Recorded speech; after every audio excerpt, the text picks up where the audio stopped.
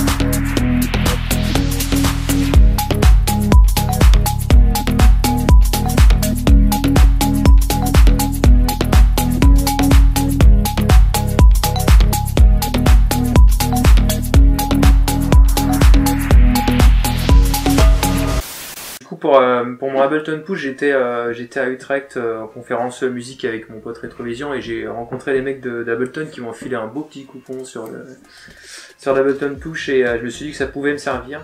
Alors il est vrai que j'allume pas tant que ça, mais je m'en sers pas pour tout ce qui est accord, mélodie, c'est vrai que voilà.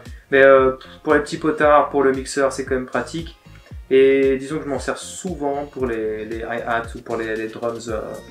Je trouve que c'est plus cool parce qu'on a t'as un looper dessus qui est cool, tu peux aussi changer les temps. Voilà, ça c'est vraiment l'utilité que j'ai du push. C'est vrai que je l'emploie pas à 100%, mais voilà, c'est quand même super pratique dans mon workflow. Le clavier Rolly, je suis tombé amoureux parce que voilà, c'est innovant, c'est complètement nouveau. J'avoue que c'est un peu la même chose. La button push, je m'en sers pas tant que ça. Mais c'est vrai que ça peut apporter une couleur différente parce que bon ben voilà, c'est un son qu'on n'entend pas vraiment souvent parce que son VST, donc son plugin qui va avec, a vraiment des sons intéressants. Le principe c'est que justement tu fais des glides, des slides avec les notes sans vraiment les toucher, c'est pas des notes définies en fait. C'est son côté futuriste, je pense, qui m'a attiré. Bon, du coup j'ai pris aussi son petit frère 25 notes. Et donc j'ai le grand aussi qui va avec et de temps en temps ça m'aide, mais je m'amuse plus qu'avec que je compose quoi. Mais voilà. Mon Mini Nova, je m'en sers presque uniquement pour le micro, pour le côté vocodeur. Voilà, c'est cool. Sinon j'ai fait quand même un preset dessus qui me sert avec ma talkbox, ma petite Rocktron Banshee quand j'ai envie de m'éclater, mais je mets rarement ça dans mes compos. Bon, le vocodeur ça m'arrive un peu, mais c'est surtout pour mon projet, pour mon side project Lo-Fi. Alors, du coup, mon petit set de guitare, j'aime beaucoup ma Korg, j'ai acheté récemment. J'avais une petite guitare bleue de marque XP, je m'en sers plus parce que le son ne me correspond plus, donc du coup j'ai acheté une guitare un peu plus meilleure en termes de qualité, donc je m'en sers pas souvent non plus, mais j'aime quand même sampler des notes. Disons quand j'ai vraiment envie de notes bien précises, et bon, on sait que Splice peut permettre de trouver beaucoup de guitares, mais vraiment quand je veux mes notes, je les sample moi-même, donc c'est un peu le côté cool. Ma guitare acoustique pareil, ma basse pareil aussi, j'aime bien de temps en temps ajouter des petites notes de basse même si je suis pas guitariste ni bassiste. Voilà, c'est quand même pratique. On connaît la qualité du DLM-103, il est vraiment top, tu peux enregistrer des instruments comme tu peux enregistrer les voix avec. Donc c'est un peu le côté pratique, j'ai souvent des rappeurs, des potes qui viennent, je bosse avec eux, je produis un peu leur son. Ouais, ils viennent, on enregistre avec ça et donc on a un résultat, vraiment un produit fini ici dans mon home studio. Un petit coup de mix et de mastering et puis voilà, ça fait vraiment l'affaire, on n'a pas besoin de partir dans les gros studios. Après c'est toujours cool le vrai studio, mais voilà, on a une bonne ambiance ici avec le TLM 103 et on est cool quoi. Donc ici voilà Mon clavier maître, mon Complete, c'est mon clavier préféré parce que bon, ben voilà, j'ai toutes mes banques de sons qui peuvent être contrôlées en fait depuis les molettes qui sont sur le clavier. Ça m'aide beaucoup dans mon workflow, ça va beaucoup plus vite parce que disons que je dois pas essayer tous les presets un à un.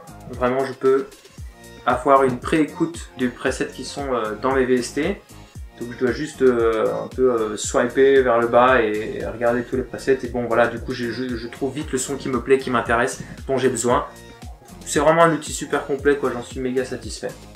Alors voilà ma petite paire de Genelec, hein. J'étais avec Yamaha avant, puis je suis passé à KRK et je suis parti sur une paire de Genelec parce que je pense que voilà, pour l'instant c'est en rapport qualité-prix, c'est un peu la meilleure option que je peux avoir. On a vraiment une qualité super pure. J'ai aussi ajouté un petit caisson de sub avec parce que j'aime bien savoir quand même à quoi ressemblent mes kicks. On peut le faire sans, mais voilà, ça donne une meilleure vue d'ensemble, je pense, du son qu'on produit, quoi. Sinon, je travaille avec un Mac Mini. C'est un peu pour moi la meilleure solution. J'avais un PC portable, donc j'avais le MacBook Pro de modèle 2018, mais bon, c'est vrai qu'il est cool, il est beau, mais bon, pour bosser, c'est pas le top, quoi. Donc du coup, j'ai opté pour ce petit Mac Mini qui pour moi est super pratique. Tous les branchements sont derrière, tu peux même le mettre dans ton sac, partir en studio avec. Le seul problème, c'est que tu dois toujours te trimballer avec un clavier et une souris, mais bon, après c'est un détail, donc c'est vraiment super pratique. Voilà. Du coup, ben voilà, faut bien se rendre compte que c'est un studio de professionnels. Du coup, si vous commencez, ben faut pas acheter tout ce matos-là. D'ailleurs, ici, Yanné va vous donner 2-3 conseils sur comment faire un petit studio de débutant, qu'est-ce qu'il faut de base, et il va un peu présenter ce que lui avait avant quand il a débuté, par exemple. Bah, si je me souviens bien, moi j'ai start sur des petites Yamaha HS 50. Je pense que la paire est vraiment pas chère, ça vaut le coup, c'est cool si la pièce s'y prête quand même, parce que s'il y a trop de résonance, t'as beau avoir des très bonnes enceintes, ça sert à rien, le son, voilà. Sinon il y a une option, bah, c'est le casque, hein. Après il y a des très bons casques, je pense que le DT de Bayer Dynamics, si je me souviens bien, est quand même 770. C'est ça, très correct, je pense, donc ouais, on peut commencer aussi avec ça. Pour lancer Ableton, il ne faut pas non plus une bête de PC, hein, donc c'est vrai que si on cherche beaucoup de plugins, on va être très vite bloqué. Ouais. Mais après, je pense que si on a un petit ordinateur qui tourne bien, c'est déjà suffisant. Ableton, Fruity Loops. Donc je pense qu'il ne faut pas forcément mettre beaucoup d'argent. Il existe des petits claviers chez Akai, je pense que pour 50 € on a un petit Akai, voilà, Akai Mini 2. Voilà, c'est ça. Le seul problème c'est le petit branchement, ouais. Bon moi j'ai dû le changer 2 fois, mais après c'est un détail. C'est le petit branchement derrière en USB, mais voilà, pour ouais, je pense 50 € on a un petit clavier qui fait bien l'affaire. Et encore après il y a d'autres solutions. Hein. Je pense que moi je sais qu'il y a des logiciels sur téléphone, tu peux même déjà composer sur des téléphones, bon c'est vrai que tu fais pas des trucs de fou. FL Studio vient de sortir ça, une application sur téléphone. C'est malade. Sinon, ouais, t'as les, je sais pas moi, sur Apple par exemple, t'as les logiciels GarageBand, ouais, t'as des trucs comme ça qui peuvent déjà servir. Si par exemple des sons que t'arrives pas à faire avec ton ordinateur, bah, tu les fais sur ton téléphone, tu les ressors en format, en piste, tu les mets sur ton ordi, voilà, tu peux faire des trucs, tu peux débrouiller. La musique, c'est pas comment on l'a fait qui est plus important, quoi, c'est comment elle va sonner au final. Ouais.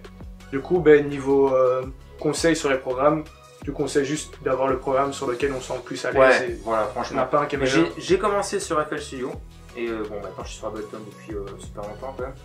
Mais voilà, vraiment chacun choisit son truc. Hein. De toute façon, peu importe le logiciel, c'est seulement comment ça vous correspond pour vous. Du coup, ben, vous pouvez utiliser n'importe lequel. C'est simplement si vous êtes plus à l'aise sur un logiciel, vous allez peut-être être plus rapide pour faire votre musique. Mais de toute façon, c'est pas comment la musique est faite, c'est comment la musique elle donne à la fin, du coup, ben, ouais, on s'en fout un peu qui compte, le reste, peu importe. Ouais. Bien voilà, j'espère que Yanné vous aura bien expliqué un peu son studio, les fonctionnalités, etc. Du coup, ben, si vous commencez votre studio, j'espère que Yanné aura confirmé ce que vous pensiez, vous aura fait changer d'avis pour avoir quelque chose de meilleur. Ou sinon, ben, la vidéo de cette semaine touche à sa fin, donc n'oubliez pas de vous abonner comme d'hab. C'est gratuit et ça prend 2 secondes. N'oubliez pas de liker aussi, c'est pareil, ça prend 2 secondes et c'est gratuit. Et sinon, ben moi je vous dis bisous les copains!